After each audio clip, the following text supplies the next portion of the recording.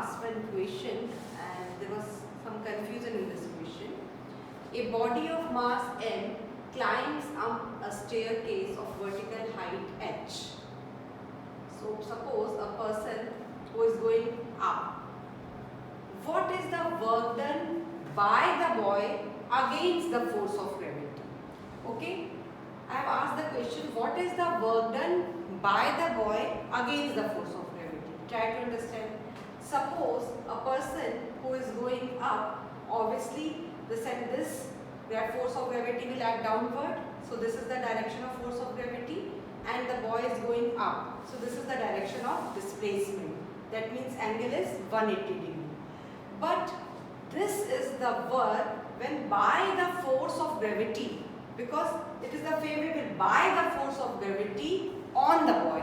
If the question is like this, work done by the force of gravity on the boy, by the force of gravity, because by the force of gravity is downward and that person is going up, then the angle between the by the force of gravity, that is downward, and the displacement is upward, so the angle is 180 degree and the work done will remain minus mgh. But the question that was in the assignment, it was work done by the boy against the force of gravity, because by the force of gravity that is going downward, but the boy is want to step up. So that means he has to do some work. That's why we feel so uncomfortable, because we are going to do work against the force of gravity. So that boy, the question is work done by the boy against the force of gravity. That means he is doing the work upward so that he can overcome the force of gravity. So work is done by against the force of gravity. That means he is doing work upward against the force of gravity. And the displacement is also upward. So that means the angle is 0 parallel. So the work will remain in the positive condition. So don't get confused. Try to read the questions carefully. If the question is asking work done by the force of gravity on the boy, that means like this, the work will remain in the negative.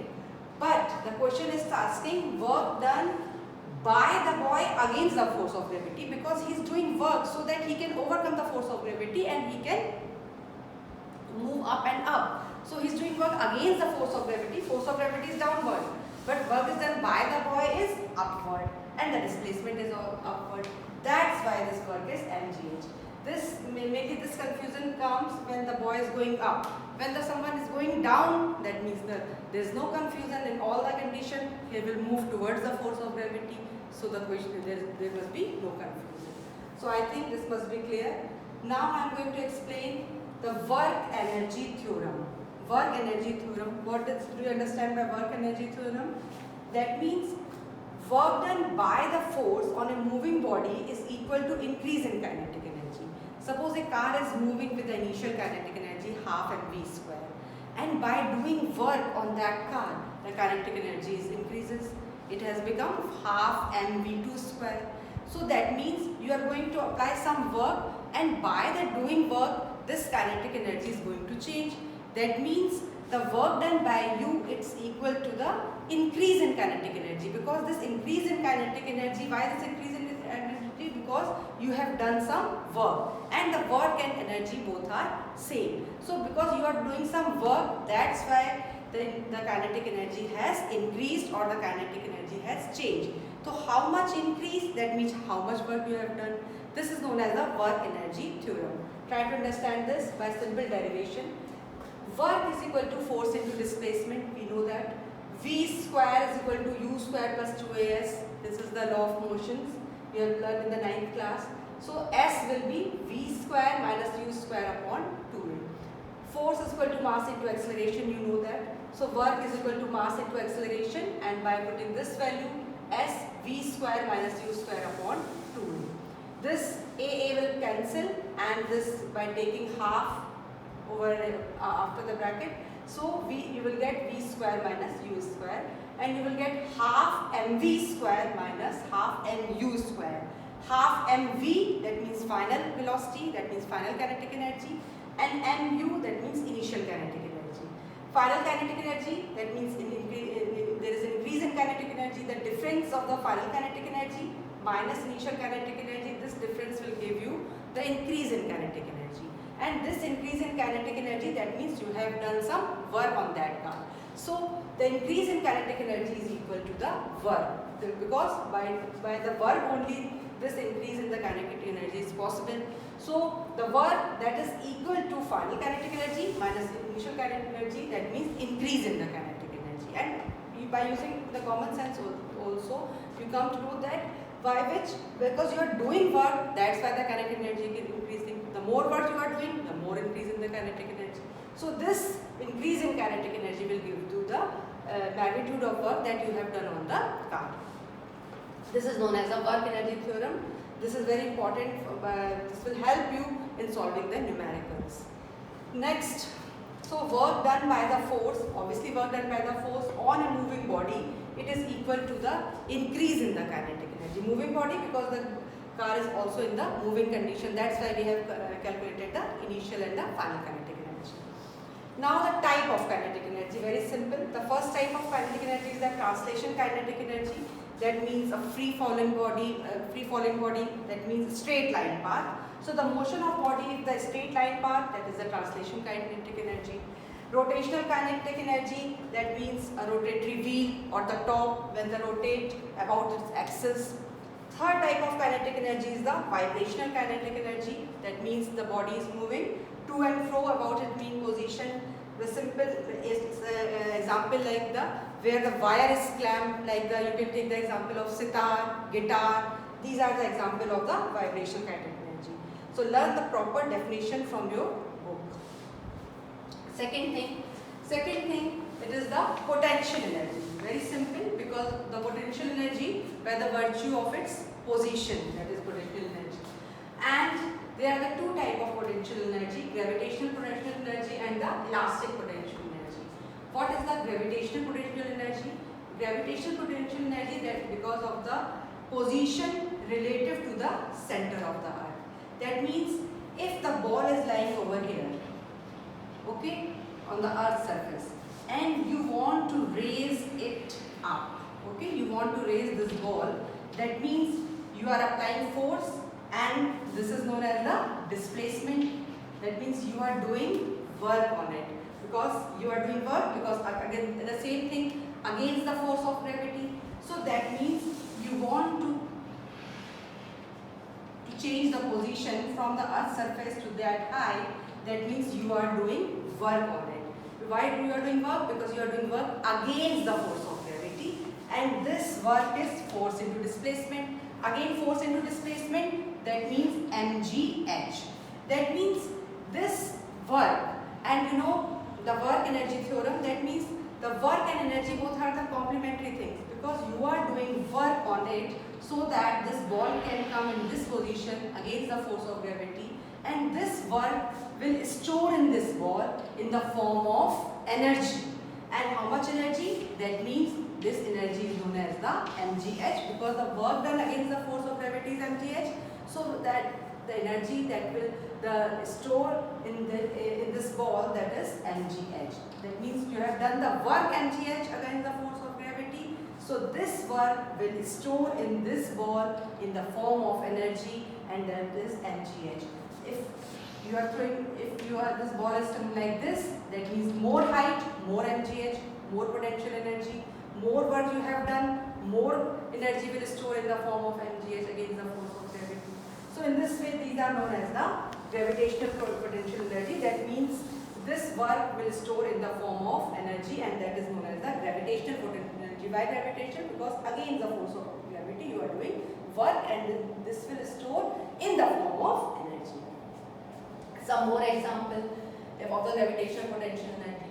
Suppose when a body is taken up, okay, a ball is taken up from this height h1 to this height h2. Okay, this ball is taken up. So when a body or a ball is taken up from h1 to h2, suppose this h2 is more than h1. That means when the height increases, the potential energy increases. In this way, when the ball is going up from the h1 to h2, and this h2 is more than h1, That means there is increase in the potential energy, and this increase in the potential energy, that means it will gain in the potential energy. How much gain? That is mgh2, because the mg's will remain same. So the gain in the potential energy will come, that is mgh2, because it is moved, minus mgh1.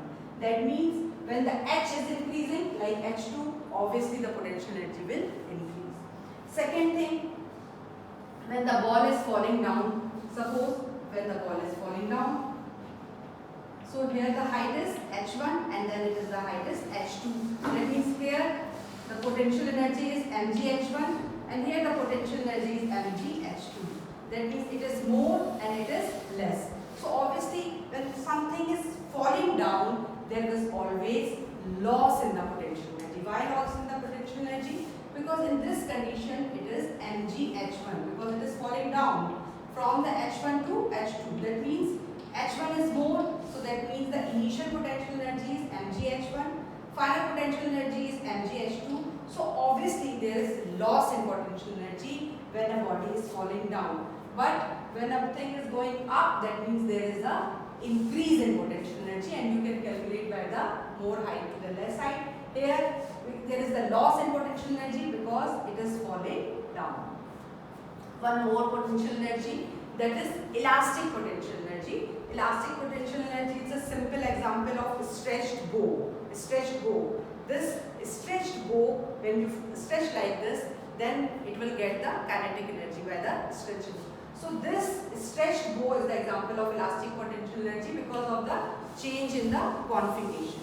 So in this way, the energy is neither created, it's a law of conservation of energy, that energy is neither created nor destroyed.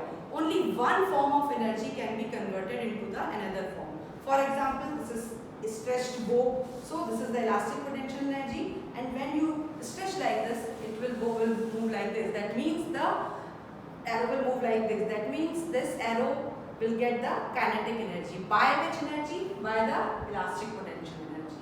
So by this bow and arrow example, how will you solve this numerical?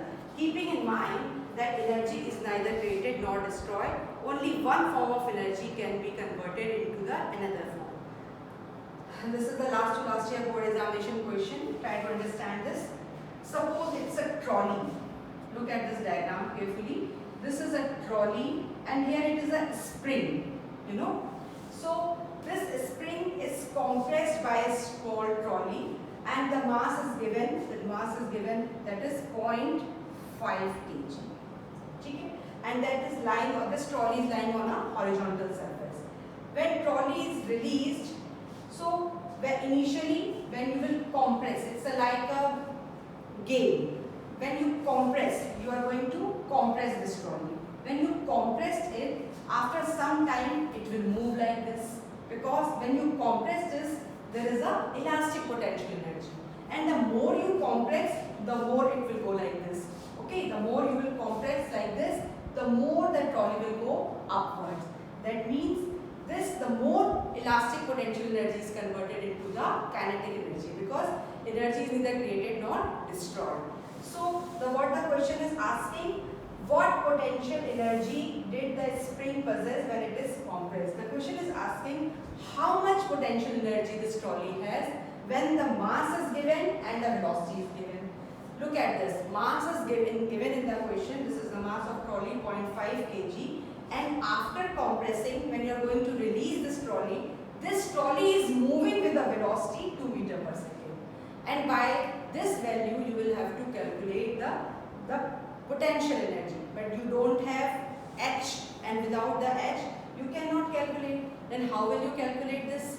Because when you have the compressed it, that means the whole potential energy is going to convert into the kinetic energy. That means mass is given, velocity is given, so we will calculate the kinetic energy, and the kinetic energy of this trolley, that means it will be equal to the potential energy that by which it has the compressed. So kinetic energy is half mv square, mass of trolley is 0.5, velocity by which it is moving upward, it is 2, so you will get v square half half mv square 2 square, and you will get the answer of kinetic energy.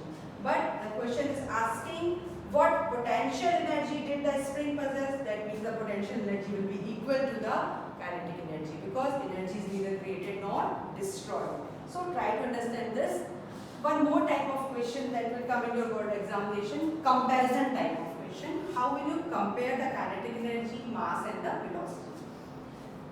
For the same kinetic energy, the question is saying, for the same kinetic energy, what should be the change in its velocity if mass is 4 times? The question is saying, that means there is a comparison of two situations. That means the mass has become 4 times. That means how will the velocity will change? How the velocity will change? And the condition is, in both the condition, the kinetic energy will remain same. When the kinetic energy is same, that means A situation, the kinetic energy is K1. And in the B situation, the kinetic energy is K2. So because the question is saying for the same kinetic energy, so that means the K1 is equal to K2. When the K1 is equal to K2, that means half m1 v1 square first situation, it is equal to half m2 v2 square. In both the condition, the kinetic energy is same. It will get cancelled. So you will get the m1 upon m2 is equal to v2 square upon v1 square. Now the question is saying, when the mass has become 4 times, that means the mass of m1 is m and the m2 is 4 times, that is 4m. So how will your velocity changes? Velocity is not given in any case. M will become cancelled. You will get 1 upon 4 is equal to v2 square upon v1 square.